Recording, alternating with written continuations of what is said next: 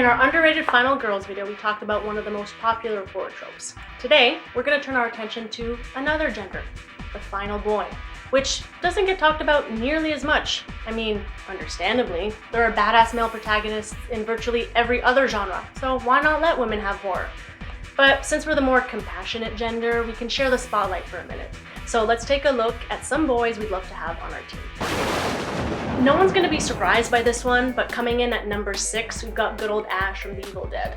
Again, the original, not the remake. But seriously, does anyone know of a remake that doesn't completely miss the mark these days? Alright, let's get back to Ash.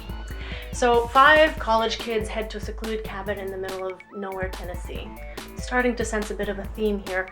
While eating a super unappetizing looking meal, the cellar door suddenly shoots open, and instead of packing up and leaving right then and there like they probably should, Ash and his buddy decide to investigate. They find an old tape, which they inexplicably play, and unknowingly summon the dead. Despite this act of stupidity, Ash has no choice but to wise up and put up a fight during the rest of the movie if he wants to live. But he's not fighting some random demon off the street. Poor thing has to do with killing his sister, girlfriend, and best friend. Not exactly the vacation he had planned. He's got to chop his girlfriend's head off, bury another friend, and watch his best friend and sister disintegrate right before his very eyes.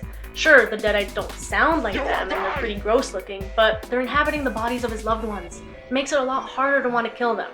Despite this, Ash kills all of them and lives to see the break of dawn.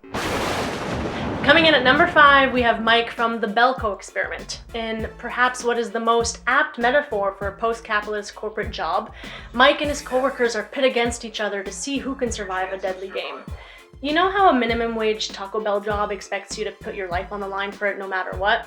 Well, this kind of has the same vibes. After Mike and his coworkers are locked into their building, they're told by an ominous intercom voice that they must kill each other or they'll start getting killed off at random.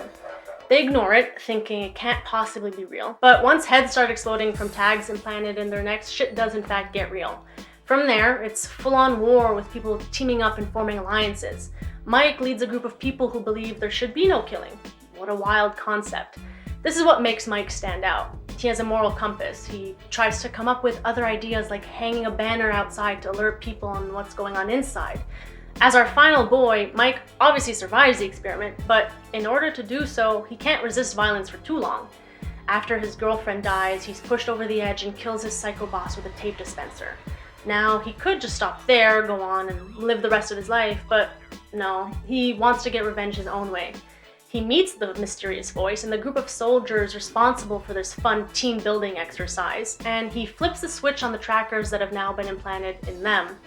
For good measure, he shoots the remaining scientists and kills the voice who tries pleading for mercy. Mike emerges from this experience as a changed man, and let's hope that he got paid for his overtime. At number 4, we've got Alex from Final Destination.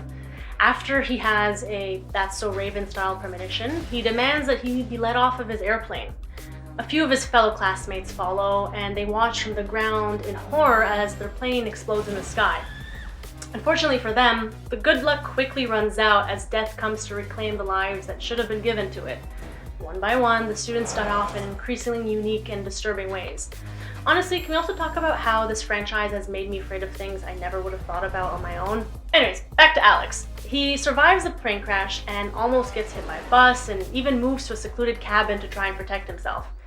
He's a unique final boy in that he's not just running away from a freak in a mask or a demonic spirit, he's running away from death itself. Doesn't get more metal than that. At least with a human, you know what you're up against. You know you have to aim for the head, but with the Grim Reaper, it's a whole other league. There's no amount of weapons that can help you. Death is always 2 steps ahead, lurking around every corner. Now, despite this fact, Alex makes it to the end, and that's why he's our number 4. At number 3, we've got Marty from The Cabin in the Woods. Now, if we're following the rules as they were laid out in Scream, anyone who drinks or does drugs in a horror movie is going to experience a bloody demise. Those are the rules. But this isn't the case for Marty. He has the coolest bong, and yet he makes it to the end. Despite being a burnout, he's the one who tells the others that reading Latin out loud probably isn't such a great idea. He's also perceptive enough that he finds the hidden cameras in his room. So with such a level head, you can't help but feel disappointed when he's dragged away by the hillbillies, seemingly never to be seen again. Not gonna lie, they had us going there for a minute, and we thought he was for sure a goner. Even the crew said that everything was done within the guidelines. So when Marty shows up at the last minute, bong in hand to save Dana's life, we're stoked for our little pothead. Now, even after he saves her life, she still considers killing him when she's told she needs to spare all of humanity. At the last minute, he's saved by a rogue werewolf, and the two make up while sharing a joint. Not a bad way to survive a horror movie, right, Marty? Our number 2 spot has to go to Andy from Child's Play. Through a voodoo curse, serial killer Charles Lee Ray's soul is trapped inside a good guy doll. This cute and cuddly form isn't exactly Chucky's ideal body type, so he decides he's going to try and inhabit 6-year-old Andy's body instead.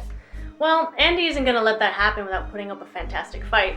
He gets the number 2 spot because he's prepubescent during most of this franchise. All of the other boys on this list aren't even technically boys, they're grown-ass men. Andy's a literal child, and he's able to stave off a murderous psychopath. Granted, the psychopath comes in a bite-sized form, but would you have been able to fight off Chucky at that age? No, probably not. You were probably still eating glue. So that's why Andy's number 2. Finally, coming in at our number 1 spot, we've got Chris from Get Out. I know I say this a lot, but this movie is truly a masterpiece, especially since it was Jordan Peele's first time directing horror. The fact that he was able to go from comedy to this? Basically, Chris decides to visit his white girlfriend's family for the weekend. It's his first time meeting them, and they're more than a little awkward, which is normal when you meet the parents of the person you're sleeping with on a regular basis. At first, they just seem desperate to make him feel comfortable and welcomed, but soon you find out something more insidious is going on. His girlfriend lured him here so that her family could auction him off to a group of people who fetishize and idealize black folks in a truly terrifying way. Through some quick thinking, Chris eventually manages to kill his captors and escapes. Now, Chris is my favorite final boy of all time. For years, horror movies followed the same formula. The token black character dies first. Didn't matter how much comedic relief they provided. You knew they weren't going to see the sun come up. But when Chris murders his girlfriend and his best friend shows up to pick him up, you can't help but cheer. He subverts a long-standing trope that insists characters like him don't make it to the end.